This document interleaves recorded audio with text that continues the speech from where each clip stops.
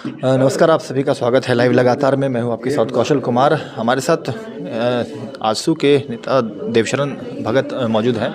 देवशरण दा, आज आप लोगों ने कमेटी का विस्तार किया है, आगे महाधिवेशन होना है आगे के महीनों में। वैसे में किस तरीके से अब नई जो कमेटी आपकी बनाई गई है उसमें कार्यशैली होगी? झारखंड को जो विकास की जो काम कही जा रही है कि बहुत ज़्यादा विकास किया जा रहा है झारखंड सरकार द्वारा, तो वैसे में किस तरीके से आप लोग सरकार को आईना दिखाने का काम करेंगे, आपकी पार्टी कमेटी? देखिए, पार्टी ने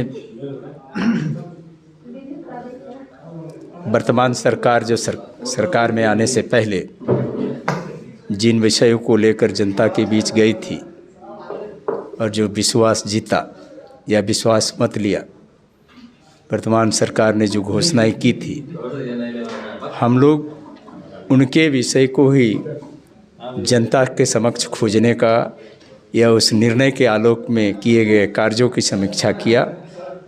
और जब वो 2 वर्ष का उन लोगों ने अपना लेखा जोखा बता रहा था, उन लोगों ने जो इम्प्लीमेंट किया है उसके संदर्भ में बता रहा था, हमने कहा कि आपका कमिटमेंट ये है और जो धरातल में ये दिखाई पड़ रहा है। जो कमिटमेंट था हम लोगों ने उसको जनता के बीच कार्यक्रम के माध्यम से सरकार के द्वारा विश्वास मत का विश्वासघात दिवस के रूप में हम लोगों ने आयोजित किया। और लोगों के समक्ष हम अपनी बात नहीं बल्कि उनका ही जो ऑडियो स्पीच है जनता के समक्ष रखे, लोग जनता खुद मूल्यांकन करें कि जो कह रहा है वो किया कितना है। जनता हम लोग इस रूप में भी आईना दिखाने का काम कर रहे। दूसरा, क्योंकि वर्तमान सरकार के अगुआ एक आंदोलनकारी परिवार से आते हैं, झारखंड आंदोलन में संगठन की भूमिका रही, तो आंदोलन के दरमियान जो विषय थे निश्चित तौर पर जनता या लोग उम्मीद करते थे कि वो तमाम विषयों का हल करेंगे। लेकिन अभी जो दिखाई पड़ रहा है वो मुद्दे से सरकार भटक गई है और मुख्य रूप से किन विषयों पर केंद्रित हुआ है जहाँ से मुद्रा जाता है।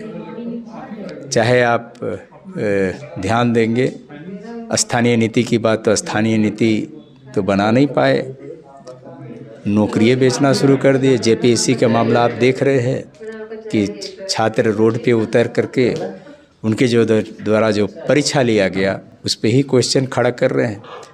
और इधर से मुख्यमंत्री का जवाब आता है कि भाई ये तो मनुवादी का मामला है, माने अपनी विफलता को छिपाने के लिए दूसरी तरफ डाइवर्ट करने का काम कर रहे हैं, सच्चाई को फेस नहीं कर पा रहे और बात को भटकाने का काम कर रहे। ऐसे ही रोज़गार देने की बात कही, हर साल 5 लाख लोगों को रोज़गार देने की बात कही थी। कल अभी इस साल में ही स्टेटमेंट आया कि विभाग के पदाधिकारियों के साथ बैठ करके नियुक्ति प्रक्रिया में गति दी जाएगी। माने 2 साल तक गाड़ी गति तो क्या, गाड़ी का सफाई भी नहीं हुआ, स्टार्ट करने की कोशिश की जाएगी। कोरोना काल भी तो था, जबकि उन्होंने घोषित किया था कि 2000 नियुक्ति का वर्ष होगा, अब 2022 में प्रक्रिया शुरू की जाएगी। हम कोरोना को निश्चित तौर पर मानते हैं, लेकिन जो कार्य कागजों में होता है वो काम करने में अभी तो सब चीज़ ऑनलाइन हो रहा है। कोरोना को भी लेकर के जीवन शैली कैसे जिया जाए इसका विकल्प ढूंढ लिया गया। ऐसा नहीं कि कोरोना लोगों का जीवन ही स्थिर कर दिया, ऐसा नहीं। जीवन तो चलेगा, सरकार तो चलेगी, दिन तो पूरा होगा। 2024 इनका अंतिम दिन होगा, ये तो पक्का है, कोरोना रहे या न रहे। लेकिन आपने जो कमिटमेंट किया है, कोरोना हो चाहे कुछ भी, अपना कमिटमेंट पे अडिग रहना ही असली बात। मॉब लिंचिंग पर कानून बनाया सरकार, आपके द्वारा कार्यक्रम सफल बताई जा रही है, तो वैसे में क्या मानते हैं ये सब? पेट्रोल 26 जनवरी से 25 रुपये कम की बात कही। देखिए, कहना और करना, जो आप अध्यादेश ला रहे हैं या जो बना रहे हैं वो कहीं ना कहीं आप अपना जो चुनाव जो निर्णय है उसे लगता है कि आप समुदाय विशेष के हिसाब से कुछ कामें कर रहे हैं या उस तरीके से कर रहे हैं। और ब्लीचिंग का हम भी चाहते हैं कि निश्चित तौर पर इसका कड़ाई से ही हो। लेकिन कानून बनाए जाने के बाद भी ऐसी घटना घट रही है, कानून का तो पूछना तो उन्हीं से पड़ेगा ना कि आप कानून बनाए तो रुका कहाँ है, तो हो तो रहा है घटना, आप किस आधार पर रोक रहे हैं, तो दिखाई पड़ना चाहिए। इन तमाम चीज़ों को कैसे रोके, इसका कोई जो उसका स्वरूप होना चाहिए वो स्पष्ट रूप से दिखाई नहीं पड़ा। गरीबों के लिए 25 रुपये कम पेट्रोल कही जा रही, कितना असर रहेगा ये फैसला? एक तो बोला है कि उसका कार्डधारी होना चाहिए, बीपीएल होना चाहिए। अब बीपीएल कार्ड जो बनता है उसके पास मोटरसाइकिल नहीं रहता है तभी बीपीएल कार्ड बनता है। तो भाई अब जब मोटरसाइकिल नहीं रहता है उसको बीपीएल कार्ड बनता है और उसको तेल दे रहे हैं, तो इधर और उल्टे घोटाला है। तो क्या मानते हैं कि फैसले ले लेते हैं, लेकिन वो फैसले का क्या होगा वो कहना मुश्किल नहीं, फैसले लेने से पहले सोचते ठीक से नहीं, और फैसले लेने के बाद फिर कभी कभी तो वापस भी हो जाते हैं।